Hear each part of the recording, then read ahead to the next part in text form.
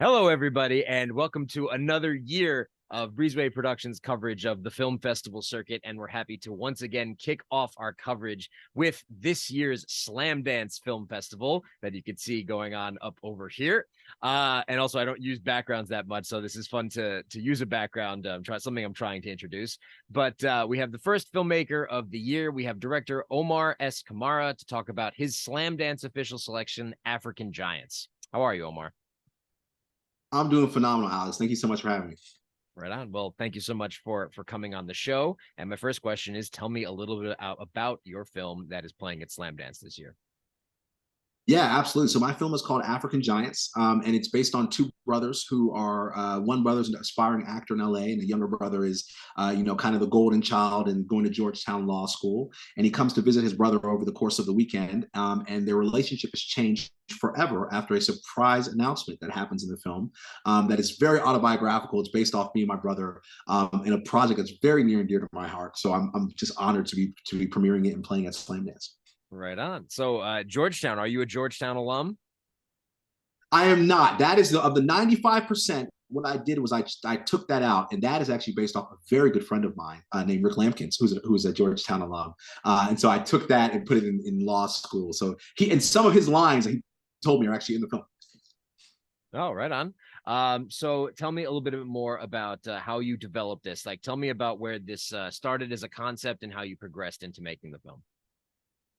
Yeah, I think for me, so what all started with was a seed of something that my mom said to me years ago. And my mom said, you need to be careful how you behave. Your little brother is watching you. You're his hero. And I remember she told me this like when I was 9 and then repeated it a lot throughout my life. But at that point, I remember feeling a lot of pressure because I was like, I'm trying to, figure myself out and do my own thing with my little brother who's 3 years younger than me. I'm his hero. That's a lot of, I don't know if I'm doing things right. That's a lot of pressure. And there's a moment in the film that is where the older brother is kind of like intoxicated, a little bit out of his element, a little irresponsible. And the younger brother actually takes him and brings him to the bedroom. And as he's leaving, he says, please don't leave me. Please don't leave me. And the little brother sits with him.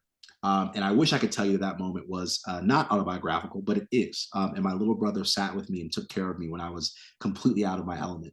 And that was the basis of the idea. I wanted to start with the idea that my mom said that I was supposed to be a hero.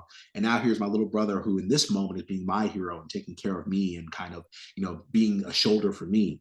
And so that was the seed of the idea. And then I filled it up with a bunch of other conversations I mean, my brother had over the course of the last couple of years. And that's kind of how it got started. And I'm just honored to be sharing it with people now. So it was a great journey. Right on. Is this the first feature that you've completed, or have you made other films in the past? No, this is my first one. I had done a short that had some success, which I was really excited about. We won the grand prize at the DJ Student Film Awards and got licensed by HBO Max, and Nice. I was really excited. And I think, like a lot of people in this industry, I think I realized that, I think I kind of expected, a lot of things to happen, and nothing happened.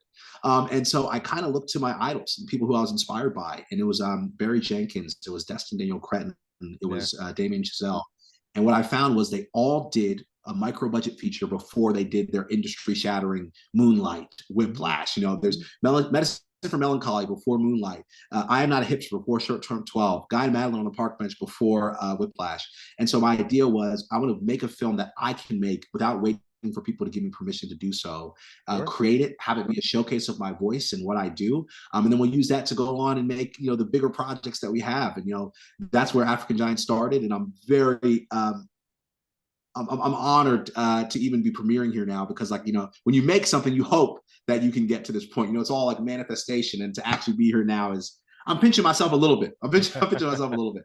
You're staying with that energy. I could feel that you're bubbling up with it, and it's definitely appropriate because to graduate from the short to the feature is a large step for every filmmaker to make. And now you're heading into the frosty cold of Park City, Utah, to enjoy this festival. And like you mentioned, a lot of the filmmakers that have made micro budget films and then gone on to major success have been to this festival with their micro budget films. And it's really amazing to see how they fought and then overcome the adversities and the challenges, and they've ended up having the success. It's just perseverance and constantly going through it. So Slamdance Film Festival, tell me what does it mean to you to be a part of it, and what are you looking forward to most for this year's edition? I think you said it so beautifully. It's the legacy of filmmakers who have come in and gone on to great success. Christopher Nolan played Falling here, Bong Joon-ho. Like it's like, these are people I look up to, that like, that I always wanted to like emulate. And if I can even have like a small piece of their success, it would be an honor for me. So that's just something that I just, being a part of that legacy, being able to say that Slamdance premiered my first feature, and hopefully living up to it afterwards. I hope I can be an alumni that they're proud of. That's something that's really important to me. But the thing I'm really excited about, man, is I've shown this film. I had a focus group at AFI to about like 30 or 40 people, like just to get their sense. But this film that I really, really love, and have been getting some great reactions from people one-on-one watching it. I haven't seen it with an audience in a theater. And even my short SF, during the pandemic, it came out. So I didn't really have the in-theater experience. So what I'm excited is to have my feature film in a room filled of people who love filmmaking, and to see the reaction. I love feeling the crowd, feeling the tension, feeling the laughter, hearing laugh. So I'm just really excited about playing it in front of people. That's why we do it, right? So that's the thing I'm most excited about. Yeah, well, that's awesome that you bring that up, because if people want to go and then check out this film, do you know when and where you're going to be playing at the festival this year? Absolutely. So Slamdance is at the Yarrow this year, which is like their original location, which we're back to for the 30th year anniversary. My film is playing on the 19th at 11:45 a.m., so the first day, and then also playing on the 23rd on Tuesday at 2:30 p.m. And they're both in the Yarrow. I think the Summer and David Theater is what it's called in the Yarrow.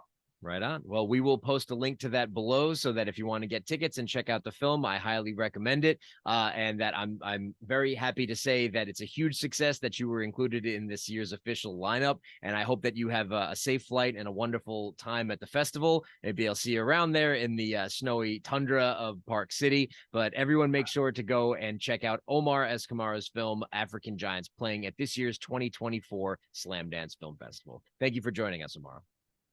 Thank you, Alex. Really appreciate it.